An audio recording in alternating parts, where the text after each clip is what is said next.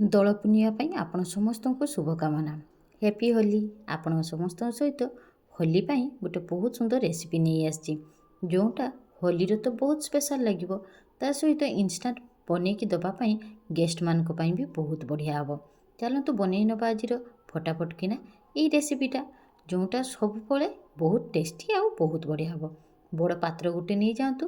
20ରୁ 25ଟା କାଜୁ ନେଇଯିବା, ଆଲମଣ୍ଡ ନେଇଯିବା, ପିସ୍ତା ନେଇଯିବା, ତାପରେ ତରଭୁଜ ମଞ୍ଜି ଯେଟା ଚାରମଗଜ କହନ୍ତି, ଆଉ ଖସା ଗୁଡ଼ା ଟିକେ ମୁଁ ଭାଜିକି ରଖିଦେଇଥିଲି, ସେ ଖସା ନେଇଯିବା। ତାପରେ ଗୁଜୁରାତି, ବ୍ଲାକ୍ ପେପର ଆଉ ଡାଲଚିନି। ତାପରେ ନେଇଯିବା ଗୋଲାପର କିଛି ଫ୍ରେଶ୍ ଗୋଲାପର ପ୍ୟାକେଟ୍। ଶୁଖିଲା ଥିଲେ ବି ନେଇପାରିବେ, କିନ୍ତୁ ଫ୍ରେଶ୍ଟା ନେଲେ ବହୁତ ବଢ଼ିଆ ଲାଗିବ। ପାଣି ଦେଇଦେଇଛି, ପାଣି ଦେଇ ଟିକେ ଭଲକିନା ଭିଜେଇ। ଏପଟେ କ'ଣ କରିଛି, ଟିକେ କିଛି ପାନମହୁରି ରଖିଥିଲେ, ପାନମହୁରିଟାକୁ ବି ଦେଇଦେଇଛି। ଦେଇ 15ରୁ 20 ମିନିଟ୍ ପର୍ଯ୍ୟନ୍ତ ଭଲକିନା ଆକୁ ଭିଜେଇକି ରଖିଦେଲି। ତାହେଲେ ଭିଜିଗଲା ପରେ ଏଟାକୁ ପେଷ୍ଟ କରିବା ପାଇଁ ବହୁତ ସୁନ୍ଦର ହେବ। ସେଇଥିପାଇଁ ଭଲକିନା 15ରୁ 20 ମିନିଟ୍ ପର୍ଯ୍ୟନ୍ତ ଭିଜିବା ପାଇଁ ରଖିଦେଇଛି। ଏପଟେ କ'ଣ କରିଛି, 1 ଲିଟର କ୍ଷୀର ନେଇଯାଇଛି। କ୍ଷୀରଟାକୁ ଢାଳିଦେଲି ଗୋଟେ ପାତ୍ରରେ, ତାପରେ ତାକୁ ଭଲକିନା ବଏଲ୍ କରୁଛି।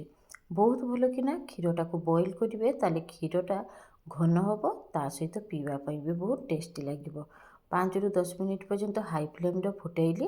ଏପଟେ କ୍ଷୀରଟା ଫୁଟୁଥାଉ, ସେପଟେ 20 ମିନିଟ୍ ହେଇଯାଇଛି। ଏବେ ଏଇସବୁ ଜିନିଷକୁ ଯେ ଭିଜେଇକି ରଖିଥିଲି, ଏଗୁଡ଼ାକୁ ଗ୍ରାଇଣ୍ଡର ଜାର୍ରେ ନେଇଯିବା। ନେଇ ଭଲକିନା ଗୋଟେ ପେଷ୍ଟ ବନେଇ ଆଣିବା। ଯେ ପାଣି ଦେଇଛେ ସେ ପାଣି ଗୁଡ଼ା ଫିଙ୍ଗିବାନି, ସେ ପାଣି ସହିତ ପେଷ୍ଟ କରି ନେବା। ଆପଣମାନେ ଚାହିଁଲେ କ୍ଷୀରର ବି ଭିଜେଇକି ରଖିପାରିବେ। କ୍ଷୀର ଦେଲେ ଆହୁରି ବହୁତ ବଢ଼ିଆ ଲାଗିବ। ମୁଁ କିନ୍ତୁ ପାଣି ଦେଇ କରିଛି। ଏବେ କ୍ଷୀରଟାକୁ ଫୁଟେଇ ନେଉଛି।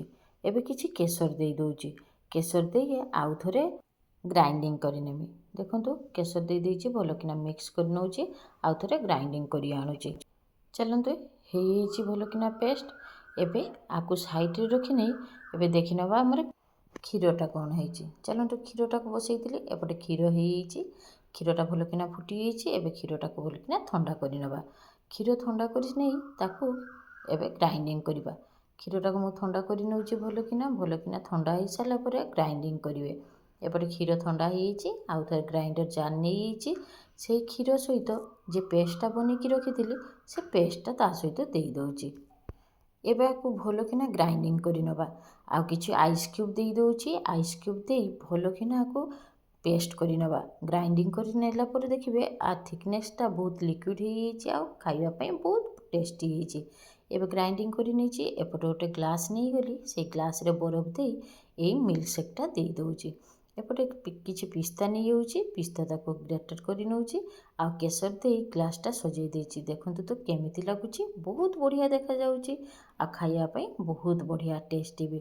ଯଦି ହଠାତ୍ କିନା କେଉଁ ଗେଷ୍ଟ ଆସିଯାଆନ୍ତି, ଆପଣମାନେ ଏଇ ପେଷ୍ଟଟା କରି ରଖିଦେବେ, ଆଉ କ୍ଷୀର ସହିତ ଟିକେ ବ୍ଲେଣ୍ଡ କରି ଛୁଆମାନଙ୍କୁ, ଗେଷ୍ଟକୁ ସମସ୍ତଙ୍କୁ ଦିଅନ୍ତୁ, ବହୁତ ବଢ଼ିଆ ଲାଗିବ।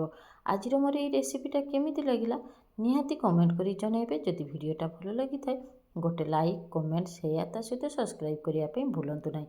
ମୋ ଫେସବୁକ୍ ପେଜ୍ରେ ସଙ୍ଗୀତା ଗିରି ନାମରେ ପେଜ୍ ଅଛି, ଯେଟା ଆପଣମାନେ ଫଲୋ କରିପାରନ୍ତି। ଆଉ ବହୁତ ବଢ଼ିଆ ବଢ଼ିଆ ରେସିପି, ତା ସହିତ ବହୁତ ୟୁନିକ୍ ଜିନିଷ ଦେଖିବାକୁ ପାଇବେ। ନମସ୍କାର, ଜୟ ଜଗନ୍ନାଥ, ହ୍ୟାପି ହୋଲି। ସମସ୍ତେ ଭଲରେ ରୁହନ୍ତୁ।